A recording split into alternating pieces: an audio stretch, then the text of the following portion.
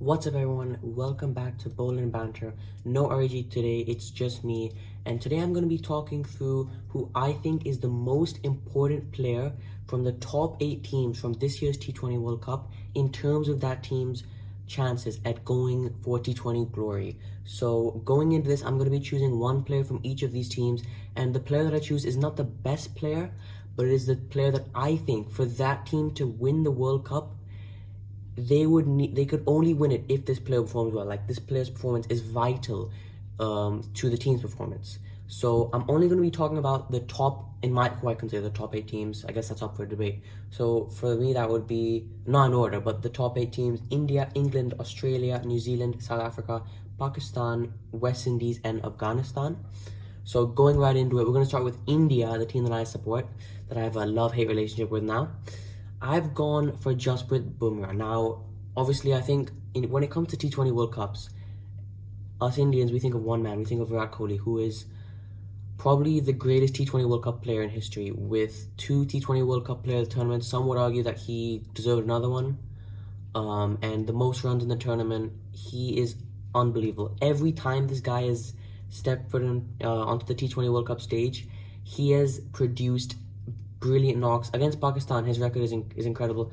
There's a stat that his average is 512 in successful T20 World Cup run chases. It speaks for itself. So obviously your mind would say, okay, he's the best player, but we're not talking about who's the best player. We're talking about who's the most vital for India's success, and I think it has to be Bumrah, because when I look at this T20 World Cup squad, although I'm disappointed by a lack of changes in the batting order after 2022's disappointment, which I'll talk more about in our next video when we talk about India versus Ireland, so stay tuned for that. I still do think that our batting order is not entirely weak. Now, let's see. I mean, you can never really be sure with India and how they go in ICC tournaments. Maybe the batting would be the problem, because in 2022, I remember it was batting that was good, but bowling was the problem, wasn't it? And then actually it was the other way around. So maybe the same thing can happen here. But on paper, this time, our batting is fine. Our pace bowling looks very weak. After the IPL, there was so many choices of who we could have gone for. And in the end, the BCCI went for the safe option, going Bumrah, Arshdeep Siraj, who are already recognized in the T20 squad. I can't really blame that. I probably would have done the same thing if I were in their position. But I think that it could be weak. I mean, after seeing the pitch that was in New York, who knows now, but we'll see. It could be a little weak, because when we talk about Arshdeep and Siraj, I think they're very, very inconsistent. I think that they're good choices, and I think a year ago, I was thinking, I was thinking about how India's pace bowling lineup will be Bumrah, Arshdeep, Siraj, and I was so excited about it, because I was like, oh my god, this bowling lineup will do so well together. But in the IPL, we've seen that they aren't very consistent. Let me talk about Arshdeep first. I'm a big Arshdeep fan. I've met him personally, so I'm very biased towards him. The thing about Arshdeep is that he, in the 2022 IPL, when he had that breakthrough season after a couple of good seasons but not really getting there, 2022 IPL, he has that incredible season where he shows so much control at the death, and economical bowling. His true economy statistic was ridiculous. That was really his strength, and I think after that he was trained, or I don't know if it was him or it was the management, he was trained to try and become a power play bowler, and it just completely ruined him. It ruined his accuracy, and he's not as good of a death bowler. He sometimes is, but he's getting he either does well at the death or he gets smashed at the death, which is really not ideal. He's developed a lot of good swing bowling up front, but I think his main strength was his death bowling, and that's kind of faded away a little bit, and now he's become a lot more inconsistent. And yeah, so I don't know how they're gonna go. I think that maybe they'll use Siraj and Bumrah up front, and then Arshdeep. I don't know how they're gonna do it, honestly. Maybe they don't use Bumrah. Maybe they open with Siraj and Arshdeep, because we'll see. Because Arshdeep and Bumrah will be the death bowlers. But and then in terms of Siraj, again, similar thing. He's very, very inconsistent. He could either have a day where he gets, I don't know, 4 for 16, or he could get smashed for 50 odd in 4 overs. Sorry, not 2 overs. So I think for India to have success, the main weakness is the pace bowling, and Jasprit Bumrah, I consider him the best bowler in the world, the best all-format bowler in the world right now. So I think he needs to carry that pace bowling attack for India to win the World Cup, which, by the way, seems like a long shot. I have no expectation this time as an India fan. Too used to heartbreaks, but if India were to do it, I think this guy would have to shine. So I'm going to go with him. Moving on, England, very, very similar. Mark Wood. Very similar. Why I've chosen him, because I rate Wood a lot. Maybe I'm a little biased. A lot of them are going to be biased because I like these players that I've chosen. But Mark Wood, similar thing. England are playing right now. The 11 they've gone with, it's kind of, I think about the same things as India. Because their batting, I feel like England always is up there with like the most dangerous T20 World Cup batting lineups. They have an incredible batting lineup. It bats deep as well. I think that's the reason they won the 2022 T20 World Cup, right? And I think, again, they have good all-rounders. Adil Rashid, one of the best T20 spinners in the world. And put Moeen Ali on top of that. And you've got Liam Livingstone as an option. What's not to like? Like, that's brilliant. The pace bowlers again. So it's literally the same as India. I think the pace bowlers is probably the weakest option because right now, the 11 they're playing with right now, the pace bowling lineup is Wood, Jofra, and Jordan. And then you add your all-rounders to that. Obviously, Stokes is not playing this World Cup. He's chosen to sit out to whatever. Decided. We'll talk about it later, maybe. Yeah, so of those three, Wood, Jofra, and Jordan. Jordan, again, he's similar. He's very, very inconsistent. And Jofra's coming back from injury for like the 15th time in the last 2 years. I don't know. I mean, I've lost track of how many times Jofra's been injured. But he's coming back from injury. I don't think... I mean, Jofra's... His strong suit is Test cricket.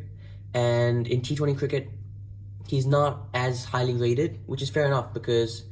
And he's been injured so many times now, so I don't really know... I'm not sure what to think of Jofra. I don't know what's going on right now. Maybe he's just taking a hat-trick and I'm talking bullshit. But whatever. Jofra, I don't know. I don't really have that confidence in them. So that's why I'm going to go Mark Wood. Because Mark Wood, I feel, he's such a reliable guy. I love Mark Wood. The danger he brings, no matter what form of the game it is, he brings so much danger to the opposition. I think England should be relying on him. Next up, Australia. I've gone for Mitch Marsh, and in the prediction video we did, we said that like their pace bowling was the biggest weakness for them, and I think that'd still probably be true. But still, it's not really a weakness. Like, it's comparatively a weakness when you look at the rest of their squads and strengths and features. So I've gone for Mitch Marsh purely because he's the captain, and he was appointed the T20 he was appointed the T20 captain for them not long ago. So, I'm not sure. I mean, I think it's going to be a big responsibility for him to be captain. If you look at the Australian team in the last couple of years, they've become a very player-focused team, and they don't rely much on their coach. I don't know if you've watched the documentary The Test, but in it shows that the reason they fired Justin Langer was because they wanted to be more of like a player-focused team, not relying so much on the coach. And with that, the captain has an added responsibility. Now, granted, this could all be irrelevant because Australia just has that winning mentality. So, the captain change, you might not probably even notice it.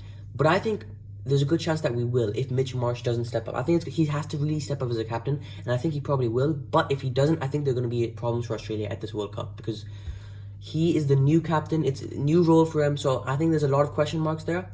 And I don't know much about Mitch Marsh as a captain, so that's why I've gone him. So that's why I think his performance as a captain is going to be really important. Next up, New Zealand. Again, I'm very biased. Glenn Phillips, I absolutely adore him. I've gone for him. Because New Zealand, I said in my prediction video with Arijit, again, all the aspects of their squad I think are pretty much covered. And I said the one thing with New Zealand with T20s is they're not really an explosive team. They don't come across as a very explosive team. So I think the most explosive player on their team is Glenn Phillips. He's an absolute game changer, and I just love him. I adore him, like really batting, bowling, fielding, whatever it is. He's the definition of explosiveness. We saw it in the year before last year's T20 World Cup as well when he scored that 100 for Sri Lanka. And I can't believe he was banned by the entire IPL season. That was rubbish. So yeah, I think he's going to be very important for them. If New Zealand are to prove me wrong, which they very well could do, and I feel like that T20 World Cup prediction video we did is going to be very well proved wrong, then I think he's going to have to perform.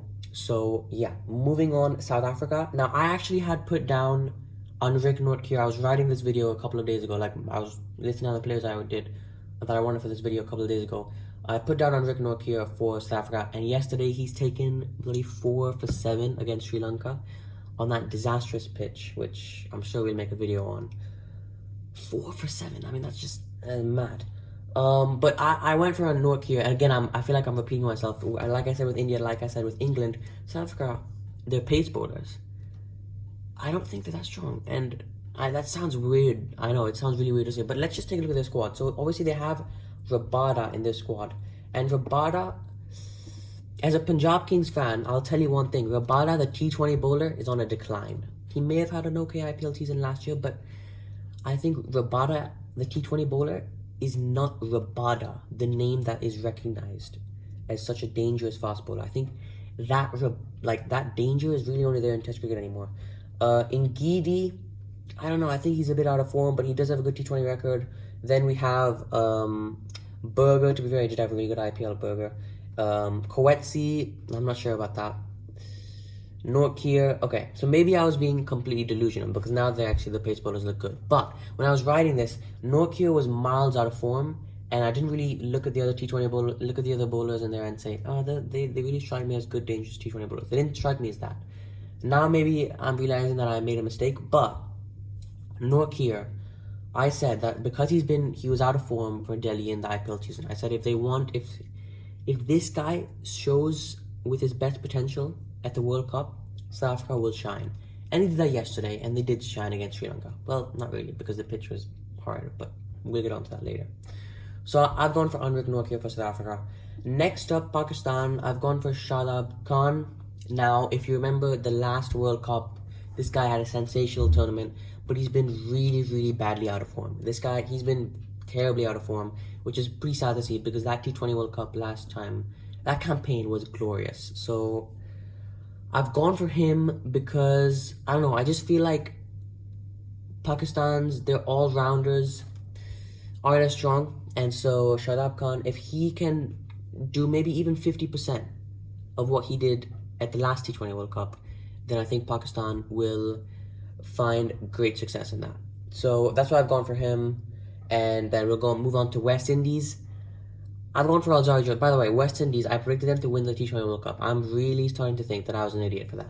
Not just because their performance against Papua New Guinea, that doesn't really mean anything to me because I feel like when they play the big teams, then the big performance will come out in them.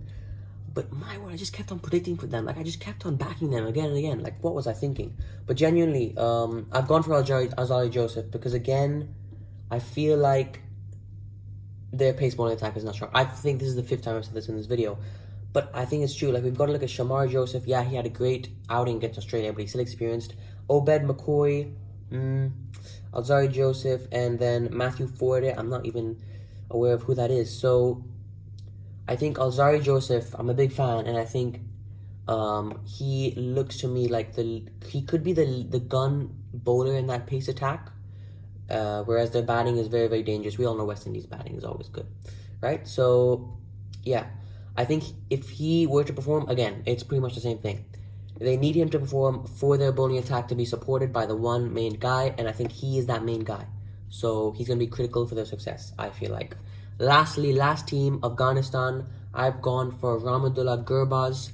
This guy, we all know how good he is. We all know how good this guy is. We saw it last year at the World Cup in India. We've been seeing it across, I think he played the IPL a couple of times. And in Afghanistan's league, he's done really, really well. He is class. And with Afghanistan, I think that batting order, it's improving over the past couple of World Cups. Every time, everyone's always like, oh, well, their weak spot is their batting. Well, Afghanistan's batting is improving. It's improving a lot. But I think this guy, if he has a tournament like he did last year where he's maybe scores 200 runs, then that'll help the rest of their batting lineup greatly. They'll feel supported, and this guy is very, very dangerous. He has a great range of shots. It's honestly great to watch him play. And so I've gone for him because I think Afghanistan, they need that firepower at the top of the order because their spinners and their pacers, I have faith in them, and they showed that actually today against Uganda. But yeah, I think he is going to be very critical to their success as well. And so that's who I've gone for, the 8 players who I think are most important to their team for the top 8 teams in my consideration. For the T20 World Cup, I've gone for Bumrah for India, Wood for England, Marsh for Australia, Phillips for New Zealand, Nortje for South Africa, Shadab for Pakistan, Alzari for West Indies, and Gurbaz for Afghanistan. Let me know what you think down below. And stay tuned, as it's only the beginning of the channel. We have many videos planned and many videos are on the way. Thank you for watching. We'll see you next time. Consider liking and subscribing if you enjoyed this video.